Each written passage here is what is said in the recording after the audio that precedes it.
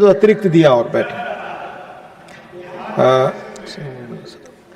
माननीय श्रीमती निर्मला सीतारमन जी to reply the discussion.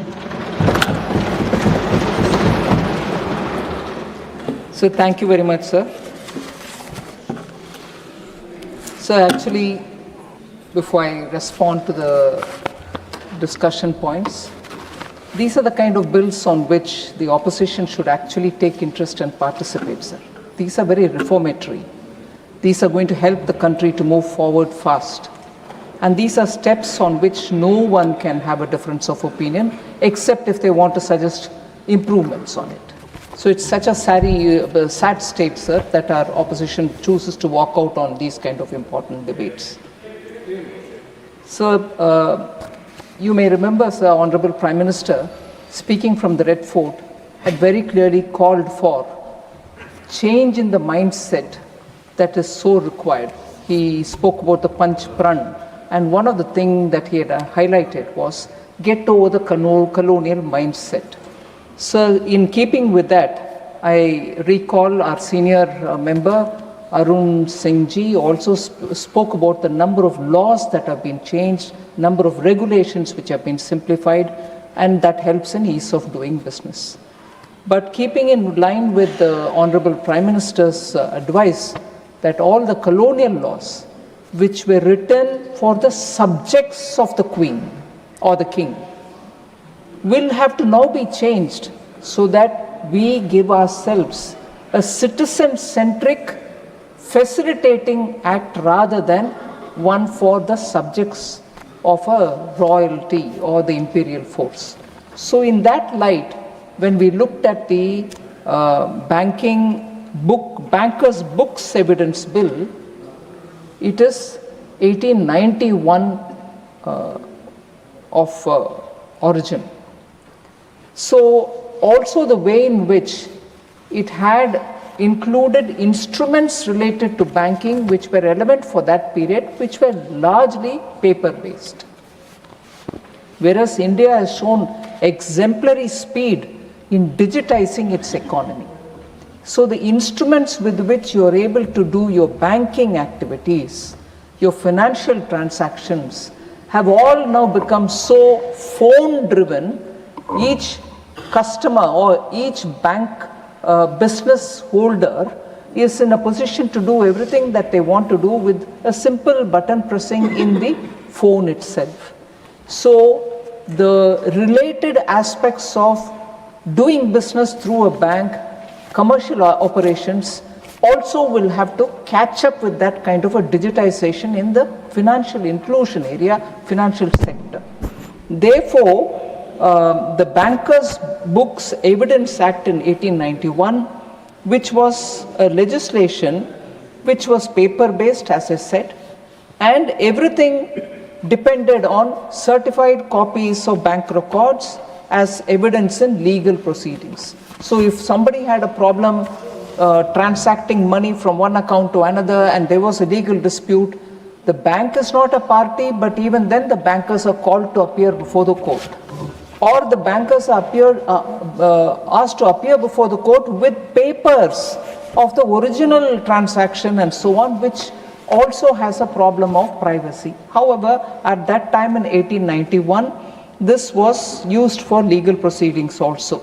But with the advent of digital and electronic record keeping, there was a necessity for bankers to be given the power to say, why not the certified copies in the courts rather than get the electronic records, which is sheer impossible. You're carrying a system, even the system which can come on your phone is not accepted as otherwise based on the 1891 Act.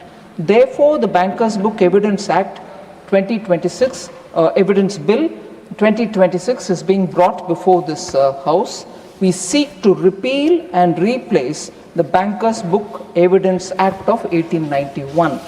Just for a moment, sir, to say, is this allowed by law?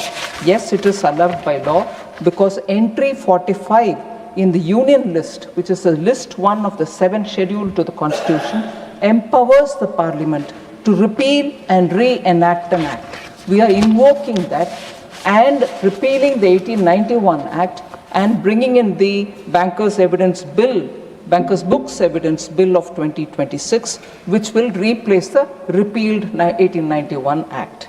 So the bill, among various other things that it wants to do, provides for a technology-neutral legal framework for bankers' books. It recognizes electronic and digital banking records.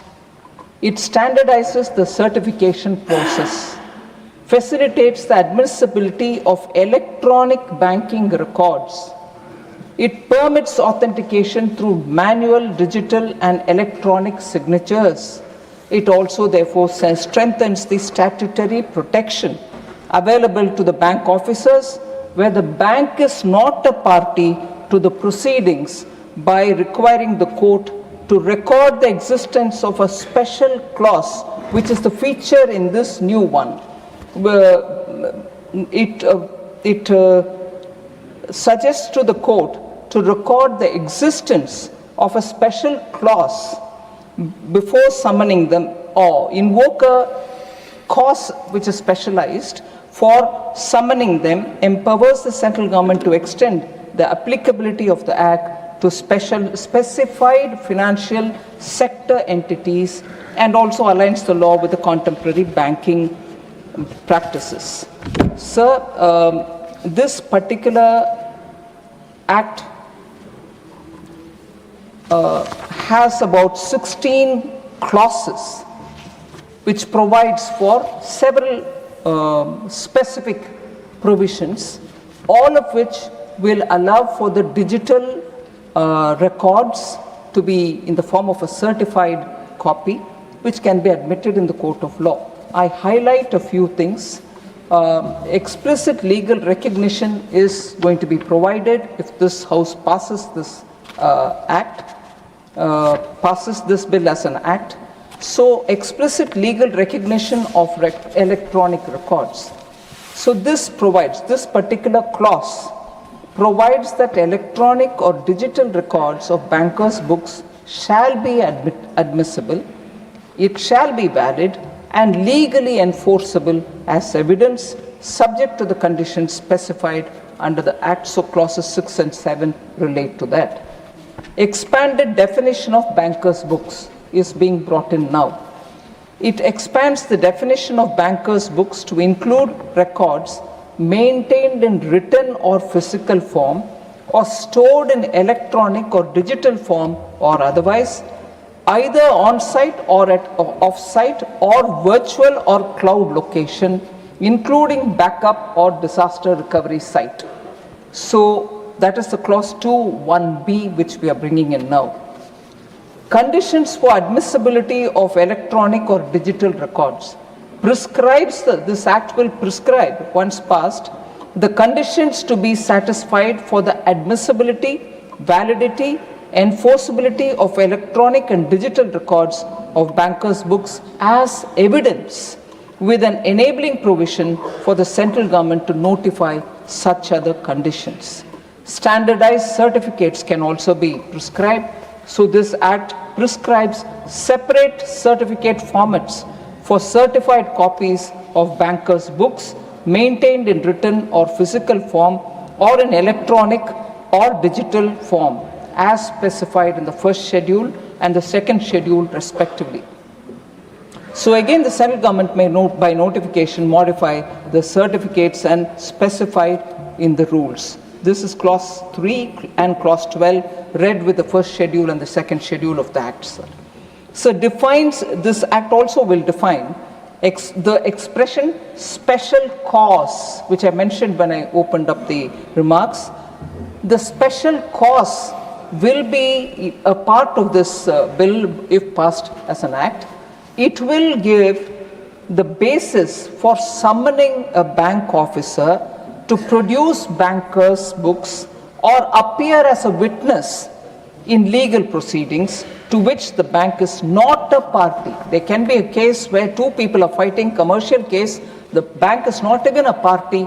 Today they are all being asked to come and stand before the court, which is their duty, they will do it. But is there a reason why they should be called? in a dispute which is not involving the bank at all. So we are now giving a clause through which a special cause can be invoked by the courts, whereupon they can ask the bank to come and appear, even if it's not a party. And therefore, the evidence and everything, even if they are electronic, can be taken and that can be made applicable. Sir, so the special cause can be invoked. I also, in this context, understand, and also the points which I mentioned a bit earlier, appreciate the point made by Sri Niranjan Reddy of the YSRCP about can there be a committee which therefore authorizes instead of the, every time the government having to come to the parliament. Whilst I appreciate the point made, more than the ease which provides it for the government will not hesitate to come before the House to seek their approval and be accountable to the House. So the point which you have made is well taken, Honourable Member, but I would like to assure that the government will be happy to come and stand before the House to explain. So I think, sir, largely every member has spoken, understanding the importance of this Act, which is being brought in this context. I particularly thank Sri Rajendra Jain of the NCP, who appreciated the digitization efforts which are being undertaken, and therefore an act of this nature is important, and also for his extending his party's support. Similarly, Sri Vaddiraju Garu from the BRS for supporting this bill. I also thank DMDK's member Sudesh also extending the support, and Shiv Sena's Jyoti Vagmareji for also extending her support for this bill. I particularly thank senior member Sri Thambiduraiji for taking this whole thing in a very positive context to see the importance of such amendments which are continuously being undertaken by our government. So I thank Sri Thambiduraiji, particularly when he speaks about the cyber security related aspects, and TDP's Bhashyam Ramakrishna ji, who's a new member, but who has spoken about the importance of digital amendments which are coming through. Sir, there is just one point which I want to highlight. Member Dhanapal of AIADMK seeks clarification on clause 4 to extend the provision to other financial sector entities. So the banking and financial sector has evolved significantly in this country over the past few decades, with the emergence of NBFCs, payment aggregators, fintech companies and other service providers having a pan-India presence. These entities perform an important role, sir, in fulfilling the banking and financial needs of the common people. So it is therefore necessary that whenever and wherever required, they are provided a similar evidential framework. This, therefore, clause 4 enables the central government to act and to extend the act to other regulated financial entities through notification, ensuring that uniform evidentiary framework across all the financial sector is available. So, Sri Manas Ranjan ji from BJD also spoke of data security, privacy to be given highest priority, also spoke about authenticity of electronic records for courts, and that we should strengthen public confidence. So the bill permits banking records to be produced either in physical or electronic form as the case may be. So that is already being enabled through this new bill which is coming.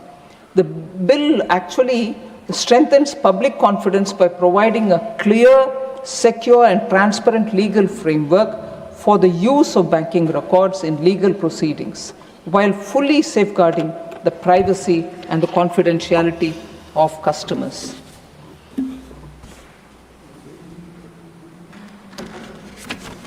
So largely I think I've addressed